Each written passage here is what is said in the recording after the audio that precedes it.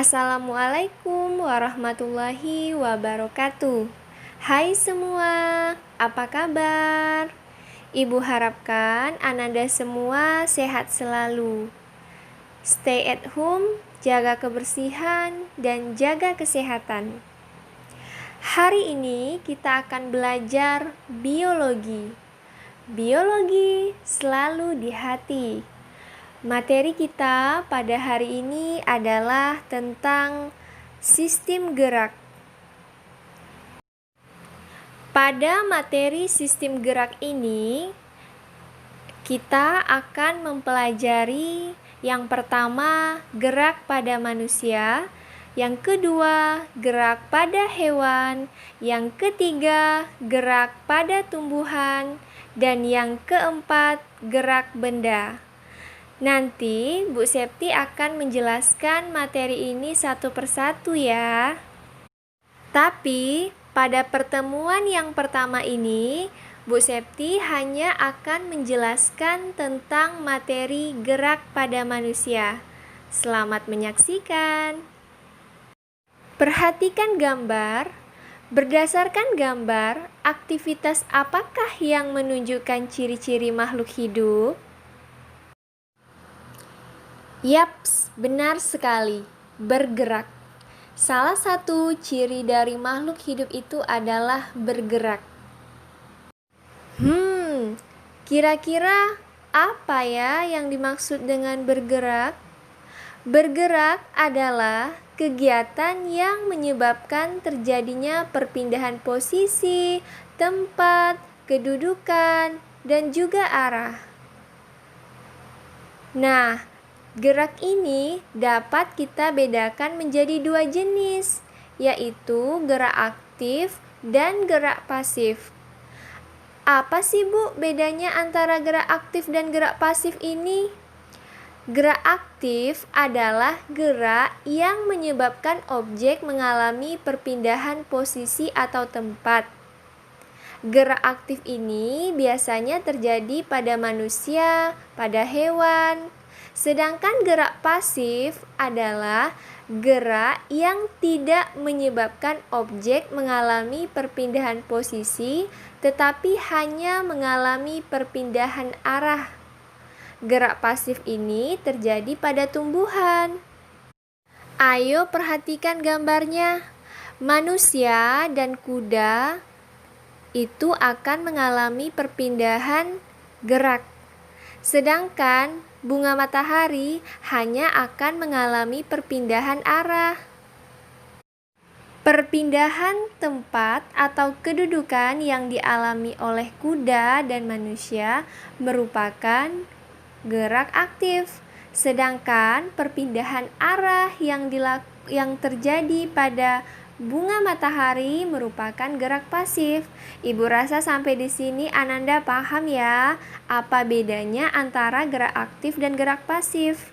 Gerak pada manusia merupakan jenis alat gerak aktif. Kenapa manusia bisa melakukan gerakan?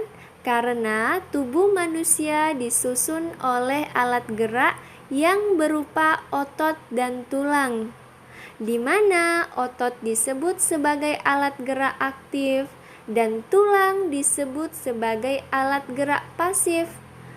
Kenapa otot disebut sebagai alat gerak aktif? Karena ototlah yang menggerakkan tulang, sedangkan tulang tidak dapat bergerak tanpa dikendalikan oleh otot. Kumpulan tulang-tulang tersebut itulah yang disebut dengan rangka. Ingat ya, rangka adalah kumpulan tulang penyusun tubuh. Nah, rangka pada tubuh kita memiliki berbagai macam fungsi. Yang pertama, sebagai alat gerak pasif. Yang kedua, tempat melekatnya otot. Yang ketiga, memberi bentuk tubuh. Yang keempat, menopang tubuh. Yang kelima, melindungi organ dalam. Dan yang keenam, tempat pembuatan sel darah.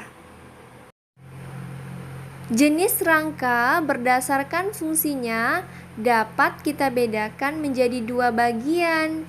Yang pertama, rangka aksial yang merupakan rangka utama, sedangkan yang kedua yaitu rangka apendikular atau disebut juga sebagai rangka tambahan. Nah, rangka aksial ini yaitu berfungsi sebagai melindungi organ dalam dan menopang tubuh, yaitu terdiri dari tulang tengkorak, tulang-tulang pendengaran, tulang hyoid, tulang belakang, tulang dada, dan tulang rusuk. Rangka apendikular disebut juga sebagai rangka tambahan. Fungsinya adalah sebagai penyusun anggota gerak. Terdiri dari gelang bahu, tulang anggota gerak bagian atas, gelang panggul, serta tulang anggota gerak bagian bawah. Berdasarkan bentuknya, tulang dapat kita bedakan menjadi 4 bagian. Yang pertama, tulang pipa. Kenapa ya disebut dengan tulang pipa? Karena bentuknya seperti pipa yang panjang dan bulat. Yang kedua adalah tulang pendek, karena bentuknya memang pendek. Dan yang ketiga, tulang pipi, bentuknya pipih. Dan yang keempat, tulang tidak beraturan. Sesuai dengan namanya, bentuknya juga tidak beraturan. Di manakah tempat terdapatnya? Tulang pipa tempat terdapatnya adalah pada tulang lengan atas, tulang hasta, tulang pingupil, tulang kering, dan juga tulang betis. Tulang pendek tempat terdapatnya adalah pada pergelangan tangan dan juga pada pergelangan kaki. Tulang tidak beraturan tempat terdapatnya adalah tulang punggung atau vertebra, tulang wajah rahang atas, dan juga tulang wajah rahang bawah. Tulang pipi tempat terdapatnya adalah tulang belikat, tulang dada, dan tulang rusuk.